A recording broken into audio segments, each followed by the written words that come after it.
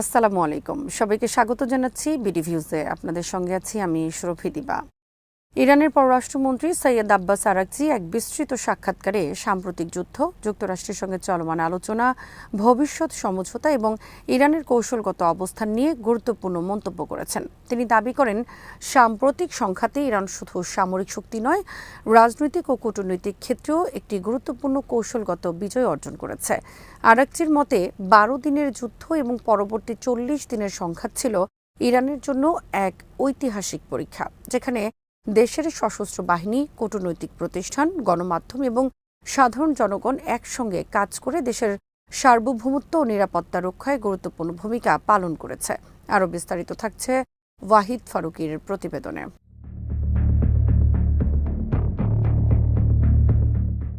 সাক্ষাৎকারের শুরুতে তিনি ১ বছরের ঘটনাবলীর দিকে ফিরে তাকিয়ে বলেন, ১২ দিনের যুদ্ধের পর ইরানের প্রতিপক্ষরা এই সিদ্ধান্তে পৌঁছেছিল যে ইরানের সবচেয়ে বড় শক্তি তার সামাজিক সংহতি এবং জাতীয় ঐক্য। সে কারণেই তারা আরও বড় ধরনের সংঘাতের প্রস্তুতি নেয় এবং ইরানের অভ্যন্তরীণ ঐক্যকে লক্ষ্যবস্তু করার চেষ্টা করে, কিন্তু বাস্তবে তারা ব্যর্থ হয়। আরাকচি বলেন, ৪০ দিনের যুদ্ধের সময় শুধু সেনাবাহিনী নয়, সাধারণ মানুষও রাজপথে উপস্থিত থেকে নিজেদের দৃঢ় অবস্থানের প্রমাণ দিয়েছে।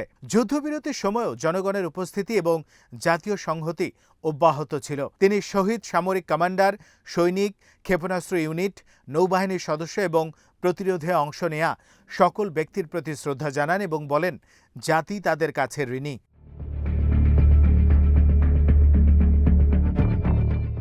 তিনি ইরানের রাষ্ট্রীয় সম্প্রচার সংস্থা ও অন্যান্য গণমাধ্যমের ভূমিকাও বিশেষভাবে উল্লেখ করেন। তার মতে, যুদ্ধের বাস্তবতা দেশ ও বিশ্বের সামনে তুলে ধরতে গণমাধ্যম অত্যন্ত গুরুত্বপূর্ণ ভূমিকা পালন করেছে।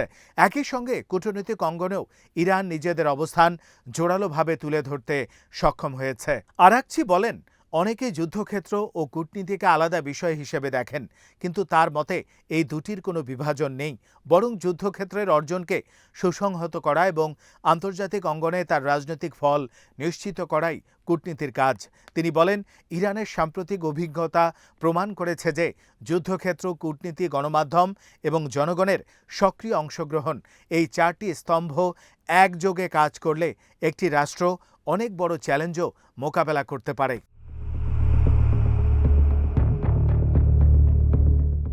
আরাকচি দৃঢ়ভাবে দাবি করেন যে সাম্প্রতিক সংঘাতে ইরান কৌশলগত বিজয় অর্জন করেছে। তিনি বলেন, যুদ্ধ শেষ করার সর্বোত্তম সময় হলো তখন যখন একটি পক্ষ যুদ্ধক্ষেত্রে সুবিধাজনক অবস্থানে থাকে এবং বিজয়ী হিসেবে নিজেকে প্রতিষ্ঠিত করতে পারে। তার মতে ইরান ঠিক সেই অবস্থান থেকেই যুদ্ধের সমাপ্তির দিকে এগিয়েছে। তিনি জানান, বিশ্বের বিভিন্ন দেশের কর্মকর্তাদের সঙ্গে নিয়মিত যোগাযোগে তিনি এমন মন্তব্য শুনেছেন যে যুদ্ধের পর ইরান আরও শক্তিশালী হয়ে উঠেছে এবং দুর্বল ইরানের ধারণা পুরোপুরি ভেঙে গেছে। একজন বিদেশি কর্মকর্তা তাকে বলেছেন যে তিনি ইরানি জনগণের সাহসিকতা যথেষ্ট গুরুত্ব দিয়ে তুলে ধরেননি, কারণ বিশ্বের চোখে ইরানিরা এখন প্রতিরোধ ও দৃঢ়তার প্রতীক হয়ে উঠেছে।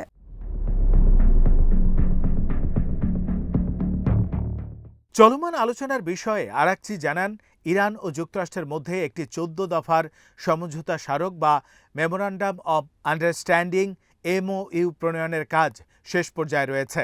তিনি বলেন, আলোচনার দায়িত্ব সংসদের স্পিকার মোহাম্মদ বাকের গালিবাফের উপর ন্যস্ত করা হয়েছিল এবং পররাষ্ট্র মন্ত্রণালয় সহ বিভিন্ন প্রতিষ্ঠান তাকে সহযোগিতা করেছে। এই নথিটি ইসলামাবাদ সমঝোতা স্মারক নামে পরিচিত। বহুবার সংশোধন, পর্যালোচনা এবং জাতীয় নিরাপত্তা পরিষদ সহ বিভিন্ন নীতি নির্ধারণী প্রতিষ্ঠানের অনুমোদনের পর এটি এখন চূড়ান্ত পর্যায়ে রয়েছে।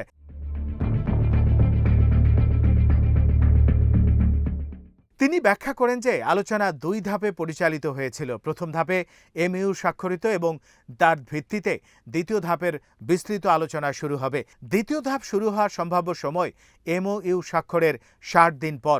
আরাকচি বলেন, পারমাণবিক কর্মসূচি সম্পর্কিত বিষয়গুলো দ্বিতীয় ধাপের জন্য রেখে দেওয়া হয়েছে, কারণ যুক্তরাষ্ট্রের কিছু দাবি ইরানের জন্য সম্পূর্ণ অগ্রহণযোগ্য ছিল।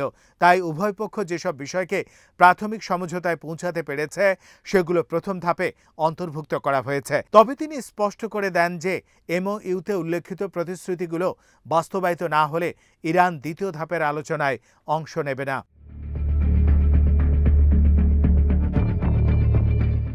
আরাকচির মতে এই সমঝোতার অন্যতম গুরুত্বপূর্ণ বিষয় হল যুদ্ধের সমাপ্তি এবং আঞ্চলিক স্থিতিশীলতা প্রতিষ্ঠা। তিনি বলেন, ইরান কখনোই লেবাননকে ভুলে যায়নি, কারণ লেবানন ও হিজবুল্লাহ কঠিন সময়ে ইরানের পাশে দাঁড়িয়েছিল। তাই যুদ্ধের অবসান বলতে শুধু ইরানের নিরাপত্তা নয়, বরং লেবাননের পরিস্থিতির সমাধান বোঝায়। তিনি বলেন, সমঝোতার আওতায় দখলকৃত লেবাননি ভূখণ্ড থেকে প্রত্যাহার, যুদ্ধ শুরু না করার প্রতিশ্রুতি, শক্তি প্রয়োগ বা শক্তি প্রয়োগের হুমকি থেকে বিরত থাকা এবং পারস্পরিক সার্বভৌমত্বের প্রতি সম্মান প্রদর্শনের বিষয় অন্তর্ভুক্ত রয়েছে।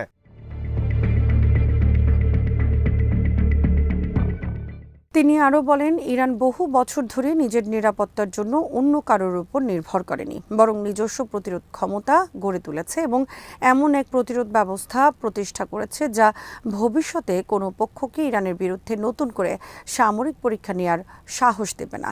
তার মতে, সাম্প্রতিক যুদ্ধগুলোতে ইরানের পারফরম্যান্সই সেই বার্তা স্পষ্টভাবে পৌঁছে দিয়েছে।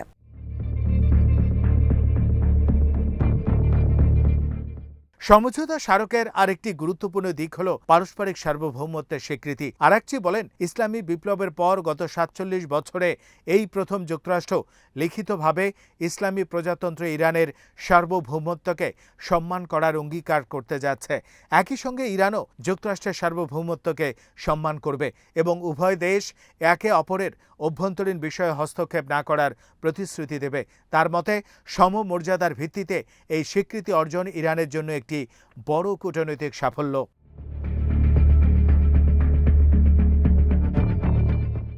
নৌ অবরোধ এবং হরমুজ প্রণালী প্রসঙ্গে আরাকচি বলেন, যুক্তরাষ্ট্রের আরোপিত নৌ অবরোধ প্রত্যাহার MOU এর প্রথম ও সবচেয়ে গুরুত্বপূর্ণ বিষয়। তিনি জোর দিয়ে বলেন, হরমুজ প্রণালী ইরান ও ওমানের সার্বভৌম জলসীমার অন্তর্ভুক্ত এবং এর ওপর ইরানের অধিকার প্রশ্নাতীত। অতীতে এই প্রণালী আন্তর্জাতিক জাহাজ চলাচলের জন্য উন্মুক্ত ছিল এবং ইরান ও ওমান বিভিন্ন ধরনের সেবা প্রদান করত। তবে বর্তমান পরিস্থিতিতে ভবিষ্যৎ ব্যবস্থাপনার আগের মতো থাকবে না। তিনি জানান, ওমানের সঙ্গে একাধিক বিশেষজ্ঞ পর্যায়ের বৈঠক হয়েছে এবং শিগগিরই একটি যৌথ পরিকল্পনা ঘোষণা করা হতে পারে। তিনি উল্লেখ করেন, হরমুজ দিয়ে চলাচলকারী জাহাজের প্রায় 40% চীনের গন্তব্যে যায়, ফলে এই জলপথের কৌশলগত গুরুত্ব অত্যন্ত বেশি।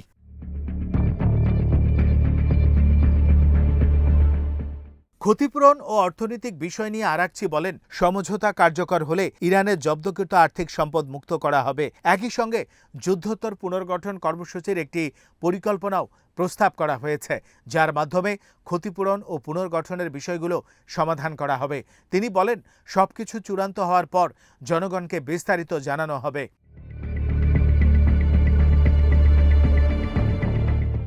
পারমাণবিক কর্মসূচি সম্পর্কে তিনি জানান, সমৃদ্ধ ইউরেনিয়ামের ভবিষ্যৎ নিয়ে এখনও কোনো চূড়ান্ত সিদ্ধান্ত হয়নি। তবে দ্বিতীয় ধাপের আলোচনায় নিষেধাজ্ঞা প্রত্যাহার, ইউরেনিয়াম সমৃদ্ধকরণের মাত্রা, মজুতকৃত সমৃদ্ধ ইউরেনিয়ামের পরিমাণ এবং পুনর্গঠন তহবিলের কাঠামো নিয়ে আলোচনা হবে। তিনি পুনরায় উল্লেখ করেন যে, ইরানের সমৃদ্ধ ইউরেনিয়াম নিয়ে একমাত্র গ্রহণযোগ্য পদ্ধতি হল দেশের ভেতরেই তা প্রয়োজন অনুযায়ী হ্রাস বা রূপান্তর করা।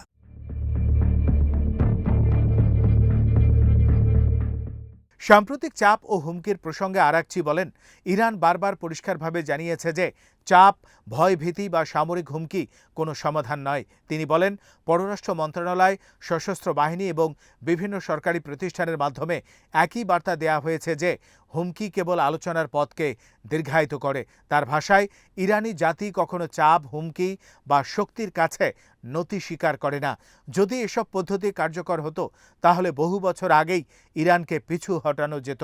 তিনি আরও বলেন, ইরানের বাহিনী যে কোনো আগ্রাসনের যথাযথ জবাব দিতে প্রস্তুত এবং অতীতেও তারা দিয়েছে।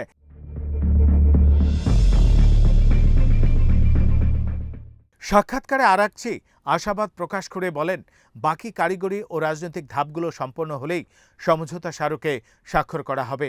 প্রথমে ডিজিটাল স্বাক্ষরের মাধ্যমে এটি ঘোষণা করা হতে পারে।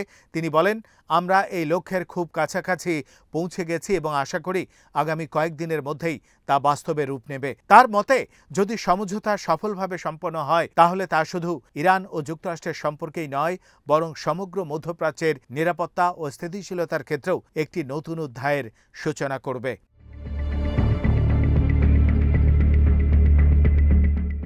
আজ এখানেই শেষ করছি। সবাই ভালো থাকুন, সুস্থ থাকুন আর দেখতে থাকুন বিডি ভিউজ। চ্যানেলটি ভালো লাগলে সাবস্ক্রাইব করুন। আল্লাহ হাফেজ।